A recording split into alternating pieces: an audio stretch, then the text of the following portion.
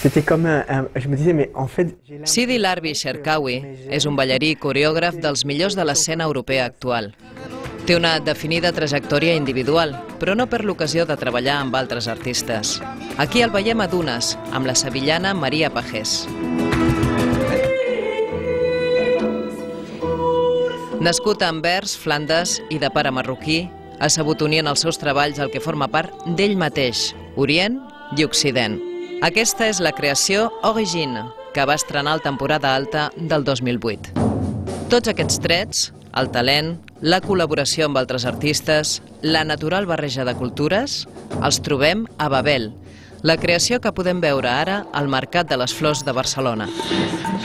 Juntament amb el coreògraf Damian Jalé i també amb l'artista visual Anthony Gormley, l'obra Babel evoca la voràgina d'identitats, cultures i espiritualitats on el llenguatge tant pot dividir com unir.